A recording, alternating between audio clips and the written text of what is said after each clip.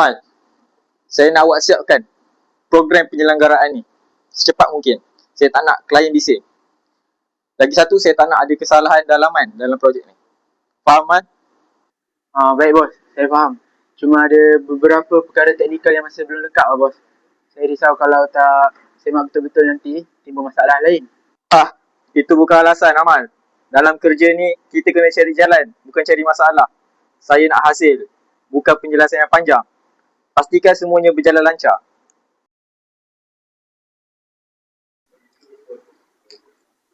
Cik, saya difahamkan yang Cik yang meluluskan projek ni.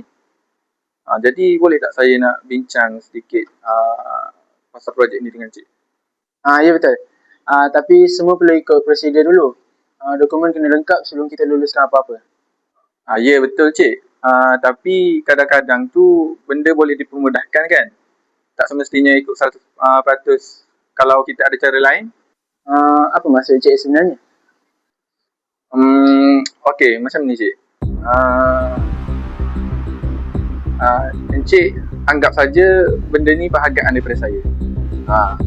Kalau Cik boleh bantukan percepatkan proses ni, kita juga sama-sama untung. Cik pun tak rugi apa-apa. Saya tak boleh terima benda macam ni. Kalau kantor macam mana? Habis semua. Cik, lagipun perkara ni biasa je dalam industri. Semua orang pun buat. Tak ada siapa tahu kalau kita sama-sama jaga benda ni. Lagipun, Cik pun ada keperluan sendiri kan. Kadang-kadang peluang macam ni datang sekali je Cik. Baiklah, tapi ini kali pertama dan kali terakhir. Yes.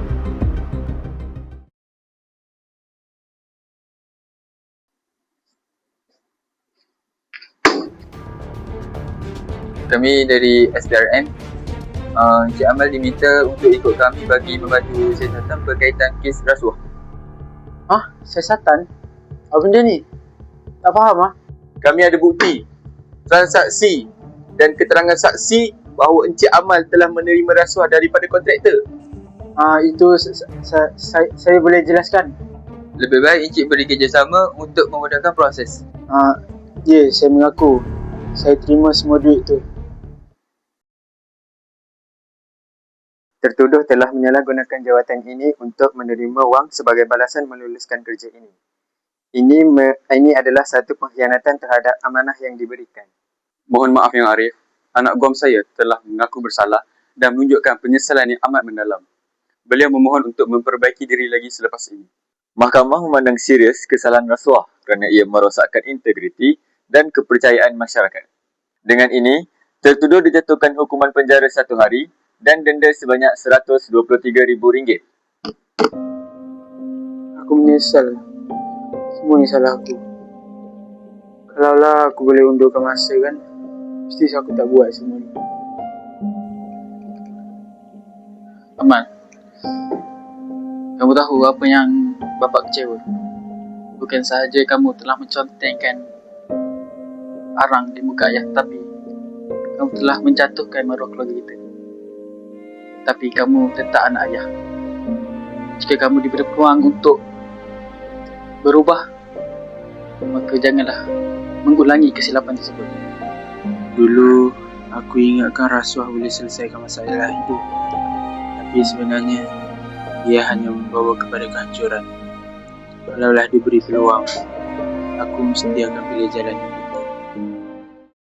Kesimpulannya, rasuah bukan jalan mudah dalam menuju kejayaan, tetapi jalan singkat menuju kehancuran. Sebagai masyarakat yang bertanggungjawab, kita perlulah bersama-sama memerangi rasuah kerana amalan ini bukan sahaja merosakkan imej seseorang, malah mampu menghancurkan masa depan negara. Jika semua pihak bekerjasama dalam memberantas rasuah, sudah pasti kita dapat melahirkan masyarakat yang lebih adil, harmoni dan dalam membina negara yang bersih daripada gejala rasuah. Bersama membanteras rasuah demi masa depan negara. Sekian daripada kami. Terima kasih.